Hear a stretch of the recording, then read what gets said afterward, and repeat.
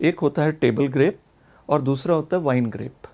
Table grep वो होता है जो हम लोग घरों में हरा अंगूर या ब्लैक अंगूर या पिंक अंगूर जो हमारे पास में जो आते हैं फल की मैजेंटा तरह कलर, से हम हाँ खाते वो हैं। हम एक फल की तरह से जिसका कंजम्पशन करते हैं वो टेबल ग्रेप होता है। और दूसरा होता है वाइन ग्रेप। वाइन ग्रेप वो होते हैं जिसमें जो वाइन के लिए यूज़ किए जाते हैं। टेबल ग्रेप में जो मेन कंसिडरेशन रहता है ग्राहक का और मार्केट का, वो ये रहता है कि टेबल ग्रेप में एक तो बीज नहीं होना चाहिए, वो खाने में लोगों को दिक्कत आती है। दूसरा, उसका छिलका पतला होना चाहिए, सॉफ्ट होना चाहिए, और मीठा जितना ज़्यादा होगा बाज़ार में उतना अच्छा दाम आपको मिलेगा। ये तो टेबल ग्रेप की प्रॉपर्टीज़ हो गई।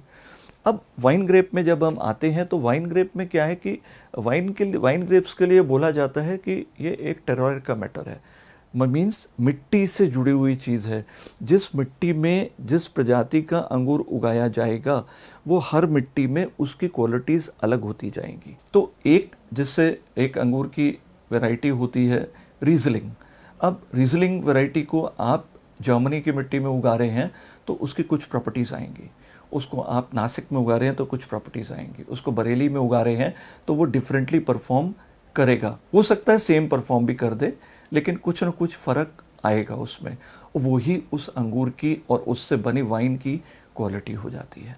वाइन में एक और चीज़ है कि वाइन में अंगूर ऐसे होते हैं जिनसे दो तरह की वाइन बनती हैं।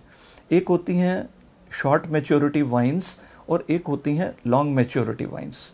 तो शॉर्ट मैच्योरिटी वाइन्स वो होती हैं जिनकी वाइन बनने के बाद आयु जो है वो 3 से 4 वर्ष, मैक्सिमम 5 वर्ष रहती है। और लॉन्ग मैच्योरिटी वाइन जो है उसकी खूबी ये रहती है कि वो लंबे समय तक उसको मैच्योर किया जा सकता है और उसकी उतनी वैल्यू, वाइन जितनी पुरानी होती जाएगी उतनी उसकी वैल्यू बढ़ती जाएगी।